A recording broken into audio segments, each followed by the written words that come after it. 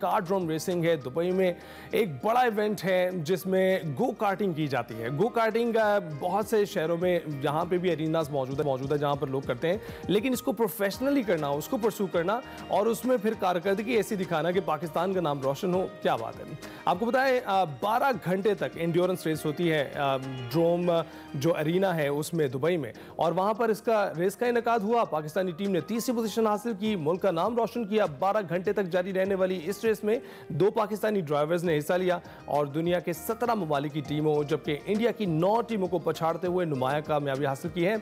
मजीद इस रेस के मुतालिक उन्हीं से जान लेते हैं। हमारे साथ इस वक्त हमारे चैंपियन मौजूद हैं उज़ैर मगजी और उनके साथ उनके टीम मैनेजर मौजूद हैं उमर खान। आप दोनों का बहुत शुक्रिया हमें ज्वाइन करने के लिए। सबसे पहले मैं उज़ैर आपसे जानना चाहूँगा, कैसी रही रेस? 12 घंटे तवील इस रेस का हिस्सा रहना, बहुत फटीग होगी, बहुत स्ट्रेस होगा, और ये बताएं कि एक टीम में कितने ड्राइवर्स हो सकते हैं इस 12 घंटे के लिए? सबसे पहले तो जी शुक्रिया, आपने शो में बुलाया। और जब रेस की बात शुरू करते हैं तो फटीग तो है जी, 12 घंटे की रेस है, गर्मी भी थी और बकाया टीमों में ज्यादातर जो थे 3 से 4 ड्राइवर थे तो उनको रेस्ट टाइम मिल रहा था बीच में। हम 2 ड्राइवर्स थे तो हमें रेस्ट टाइम नहीं मिल रहा था, एवरी 50 मिनट्स हमने जाना पड़ता था। तो काफी हैक्टिक रहा होगा। बिल्कुल, आपकी कारकर्दगी फिर भी शानदार रही, तीसरी पोजीशन आपने हासिल की, जबरदस्त है, कांग्रेचुलेशंस, बहुत बहुत मुबारकबाद। उमर, आप बताइएगा, आप टीम मैनेजर थे, किस तरह से आपने टीम को, क्या क्या मुश्किलात रही आपको टीम को वहां ले जाने में, और फिर वहां रेस जीतते वक्त आपको किन चैलेंजेस का सामना था? Thank you for having us. तो सबसे पहले तो आई थिंक मोटर स्पोर्ट्स एक बहुत ही छोटा स्पोर्ट्स है, तो स्पॉन्सरशिप लेना वो जो है वो सबसे बड़ा चैलेंज होता है। तो आई थिंक वहाँ जो हमें सपोर्ट मिली, वो जुल्फ़िकार शाह साहब जो minister of culture and tourism है, वो उनसे हमें बहुत सपोर्ट मिली। आई थिंक अगर हमें उनको स्पॉन्सरशिप नहीं मिली होती शायद हम वो रेस नहीं कर पाते। तो लास्ट मोमेंट तक जो है वो चीज़ें जो है वो काफ़ी लटकी हुई थी, लेकिन आई थिंक रेस डे से कोई 4-5 दिन पहले जो है वो हम लोग वहाँ लैंड किए एंड देन हमारे ड्राइवर जो है वो 2-4 दिन प्रैक्टिस करी उन्होंने, बिकॉज आप जो है वो कुछ ही दिन प्रैक्टिस कर पाते हैं वहाँ जो ट्रैक होता है। फिर वहाँ जाके जो है वो ड्राइवर्स ने जब प्रैक्टिस करी है तो हमें प्रैक्टिस के दौरान नजर आ गया कि हमारे ड्राइवर्स का पेस है वो काफी अच्छा है। That gave us confidence. और रेस जब फिर 12 बजे 12:30 बजे शुरू होती है दोपहर के, तो एक बहुत सख्त गर्मी होती है दुबई की, तो उस गर्मी के अंदर इनिशियल 4 घंटे गुजारना वो बहुत मुश्किल होता है। आप you have to keep yourself hydrated, आपको बहुत पानी पीना होता है। जैसे अगर आप 50 मिनट स्प्रिंट के बाद आते हैं तो आपका 1 kg 1.5 kg फ्लक्चुएट हो रहा होता है, तो आपको जो है वो अच्छा खासा पानी पीना पड़ता है उसके अंदर। तो मतलब Uzair whenever he used to come out, मतलब ही वाज ऑलवेज ड्रेंच्ड, पूरा गीला हुआ होता था पसीने से। काफी वेरी ट्रेनिंग, बहुत ट्रेनिंग है, बहुत ट्रेनिंग। तो जब 12 घंटे की रेस होती है तो 3-4 घंटे बाद जो है वो हर किसी के पिट स्टॉप्स अलग होते हैं, हर किसी के लैप्स अलग चल रहे होते हैं। तो उस वक्त तो बस आपको गाड़ी में बैठ के स्ट्रेटेजी को देखते हुए चलानी होती है। तो तकरीबन जब 9 घंटे गुजर गए थे तब हमें नजर आना शुरू हुआ कि ठीक है सही है। अब आप स्ट्रेटजी डेवलप कर रहे होते हैं इस टीम में? जी, तो बेसिकली होता यही है कि मैनेजर की रिस्पॉन्सिबिलिटी ये होती है कि ड्राइवर्स को किस सीक्वेंस के अंदर भेजना है, कितने वक्त के लिए भेजना है, किस वक्त पिट कराना है, किस वक्त जो है वो ड्राइवर का पेस थोड़ा सा गिर रहा है, क्योंकि वो टाइमिंग्स जो है वो ड्राइवर के पास नहीं नजर आ रही होती, वो तो सिर्फ कार चला रहे होते हैं। तो आपको जो है वो स्क्रीन्स में नजर आ रहा था कि क्या टाइमिंग्स चल रही हैं, ड्राइवर कितना अभी बेहतर फील कर रहा है। अच्छा, आप पिट में खड़े होते हैं तो पिट में जो है वो ड्राइवर जो है वो अगर रेस कर रहा है तो आप पिट से खड़े होकर उसको कम्युनिकेशन के अंदर सिर्फ एक साइन बोर्ड होता है आपके पास, तो सिर्फ वही ये वो F1 वाला तरीके का नहीं है कि आपको जो है वो ब्लूटूथ सेटअप लगा है, तो कम्युनिकेशन भी बहुत लिमिटेड होती है। तो उससे पहले तो आपकी टीम की केमिस्ट्री जो है वो बहुत अच्छी होनी चाहिए इन दैट सेंस कि अंडरस्टैंड किया कि ड्राइवर इशारा कर रहा है तो व्हाट डज दैट मीन। तो उस तरीके से जो है वो हम लेके चलते हैं। तो स्ट्रेटजी उमर काफी भारी जिम्मेदारी है आपके कंधों पर भी इस टीम को जितवाने के लिए। और उज़ैर, जारी बात है, स्पीड के लिए जाने जाते हैं। उज़ैर, बताइएगा कि आपको किस तरह से इंट्रोडक्शन मिला कि इसको प्रोफेशनली भी परस्यू किया जा सकता है? बहुत सारे लोग इसको एक तफरीही चीज़ समझते हैं जो कि लाहौर में मौजूद है, पाकिस्तान के दीगर शहरों में भी मौजूद है, लेकिन इसको परस्यू करना प्रोफेशनली, क्या किसी ने गाइड किया आपको या आपने खुद से देखा कि दुनिया भर में गो कार्टिंग की रेसिंग भी जारी है तो उसमें शिरकत की जा सकती है? गाइड तो जी मुझे नादिर मक्सी ने किया। वो करते भी रहे, उन्हें स्टार्ट की कार्टिंग से स्टार्ट की थी उन्हें भी जबरदस्त। अमेरिका में। तो फिर हम दुबई गए थे 2022 में, उधर उमर भी हमारे साथ थे, वो हमारी पहली रेस हुई थी और उसमें अनफॉर्चुनेटली मैं इंजर हो गया था। तो वहां से जी शुरुआत हुई थी हमारी इंटरनेशनली परसू करने की इसको, और तो उसके बाद से जाते रहे हैं और बस फिर अल्लाह ने कामयाबी दे दी इस बार तो उज़ैर, अल्हम्दुलिल्लाह। नादिर मगजी तो आपको पता है 4 व्हील्स चलाते हैं और वो जी शहरों जी में अपनी गाड़ियां दौड़ाते फिरते हैं। वो डेजर्ट रैली के लिए जाने जाते हैं, लेकिन ये तो बिल्कुल एक एंटायरली डिफरेंट बॉल गेम है। तो इससे तारुफ उन्होंने करवाया, लेकिन आपने कैसे सोचा कि नादिर मगजी को उनके एरिना में फॉलो ना किया जाए, अपने एरिना में परफॉर्म किया जाए? कार्टिंग जी बेसिकली बेस है रेसिंग का, जो स्टार्टिंग पॉइंट होता है समझे, ये हर किस्म की रेसिंग का एक बेस है। राइट। इससे आपके बेसिक्स सीधे होते हैं। तो फिर आपकी मर्जी है, आप ट्रैक रेसिंग में जाना चाहते हैं, ऑफ रोड रेसिंग में जाना चाहते हैं, कार्टिंग आपको दोनों जगह मदद करती है। बिल्कुल।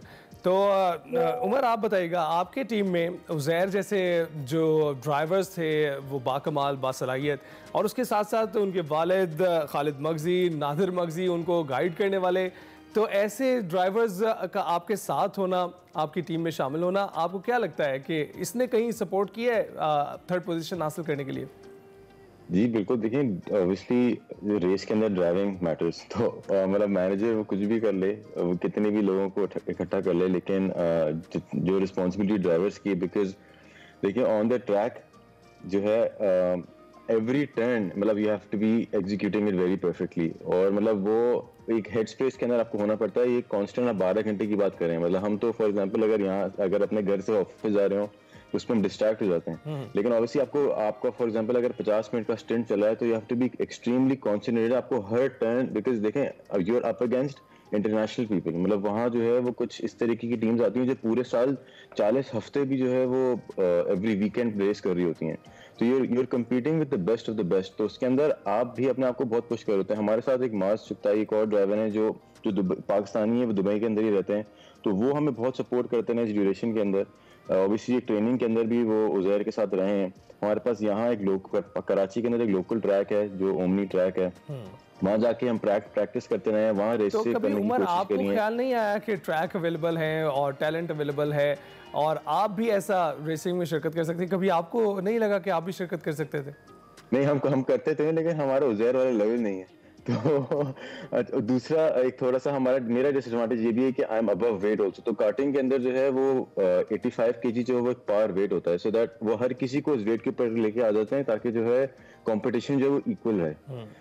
तो अगर फॉर एग्जांपल आप 70 केजी हैं तो आपकी कार्ट के अंदर 15 केजी जो है वो ऐड कर दिया जाता है और आप 85 केजी पे हो जाते हैं। तो पूरे जो ज्यादातर लोग रेस करते हैं वो 85 केजी के ऊपर होते हैं। तो for example if I am 10 KGs above that weight, तो I am a disadvantage to my team also. तो आपको वो उस तरीके से लेकर चलना पड़ता है। हम रेस करते हैं आपस में, तो रेस करते रहते हैं हम लोग, जो है वो गाड़ियों की भी रेस करते हैं यहाँ ट्रैक के ऊपर, तो उसके अंदर जो है वो बाकायदा एवरी मंथ हमारा जो है वो एक कंपटीशन रहता है। तो ये obviously this is part of life, this part of life ये। हाँ, तो उज़ैर, आप बताइए कि आपको क्या लगता है कितनी महंगी गेम है और कितने अफराद इसमें मज़ीद आने वाले वक्त में शिरकत कर सकते हैं? क्योंकि हम देखते हैं कि बहुत सारी गेम्स हैं, जैसे पोलो है, बाकी खेल हैं, बहुत महंगे होते हैं, आम अफराद इसको अफोर्ड नहीं कर सकते। क्या गो कार्ट रेसिंग भी उन्हीं में से एक है, क्योंकि इसमें आपको गो कार्ट भी शायद ख़रीदना पड़ता है? नहीं जी, जब आप एंड्योरेंस रेसेस के लिए जाते हैं वहाँ पे तो आप गोकार्ट्स तो आपको प्रोवाइड की जाती हैं, लेकिन मेन मसला तब आता है जब रेस फीस इन्वॉल्व हो जाती है और आपके प्रैक्टिस सेशंस इन्वॉल्व हो जाते हैं। आप एज ए लेजर एक्टिविटी तो इसको परसू कर सकते हैं क्योंकि यहाँ पे इतनी महंगी नहीं होगी है, लेकिन जब आप दुबई चले जाते हैं और इंटरनेशनली रेस फीस देनी पड़ती है और जो दूसरे खर्चे आते हैं तो काफी महंगा हो जाता है, तो स्पॉन्सरशिप्स की जरूरत पड़ती है। बिल्कुल बिल्कुल। और ये मुझे बताइएगा कि आपके लिए जो ये ट्रैक था, ये गालिबन 1.8 किलोमीटर लॉन्ग ट्रैक था कार्टरोम में दुबई के, तो इस ट्रैक पे क्या आपको लगा कि क्या ज़्यादा ट्रिकी था ड्राइव करना, किस तरह से ज़्यादा मुश्किल था? क्योंकि इस पे अक्सर रेसिंग्स गो कार्ट की होती रहती हैं। ग्रिप लेवल जी ऊपर नीचे जा रहे होते हैं तो वो हमने देखना पड़ता है और उस हिसाब से अपने ब्रेकिंग पॉइंट्स वगैरह बनाने पड़ते हैं, तो ये चीज़ वहाँ पे काफ़ी ट्रिकी है। बिल्कुल, तो आप कोई मैसेज देना चाहें आने वाले रेसर्स को? पहले उज़ैर आप और फिर हम उमर से यही बात करेंगे, कोई मैसेज लेंगे? यही मैसेज है जी कि मेहनत करते रहें, और हम तो चाहते हैं कि जैसे इंडिया की आपने देखा 9 टीमें थी, हम एक टीम थे, तो हम चाहते हैं कि वहाँ पे और पाकिस्तान की टीम्स हों जो हमारे साथ हों वहाँ पे और कम्पीट कर रही हों, और हमें इस बात की बहुत खुशी होगी। बिल्कुल। और उमर, आप क्या कहना चाहेंगे? देखिए, मैं तो अभी से बोलूँगा कि सेफ्टी फर्स्ट, मतलब सड़क पे भगाना और ट्रैक पे भगाने में बड़ा फ़र्क होता है।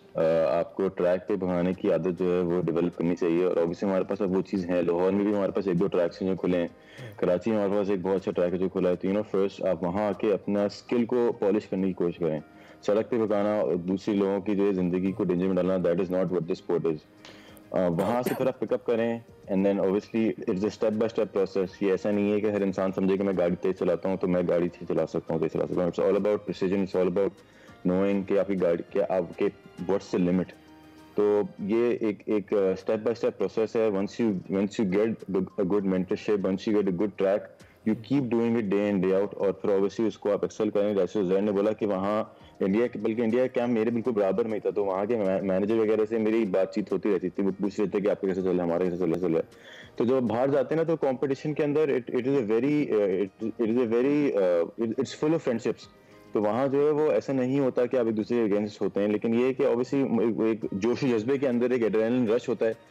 तो you always try to go. Obviously India के साथ हमारा एक हमेशा से अच्छा एड्रेनलिन रश आपको बिल्कुल लेना चाहिए, क्योंकि ये बहुत सी स्पोर्ट्स में मौजूद है, और स्पेशली रेसिंग से जितनी मुंसलिक स्पोर्ट्स हैं उसमें ये एड्रेनलिन रश बिल्कुल आपको। बहुत शुक्रिया उमर और उज़ैर आपका एक्सप्रेसो से गुफ्तगू करने के लिए। आप यूं ही कारकर्दगी दिखाते रहें, पाकिस्तान का नाम रोशन करते हैं, और दीगर अफराद जो इस वक्त आपको देख रहे हैं गो कार्टिंग आमतौर पर करते हैं, आप उसे प्रोफेशनली भी परस्यू कर सकते हैं, ज़रूर कीजिएगा। ब्रेक के बाद हाजिर होंगे।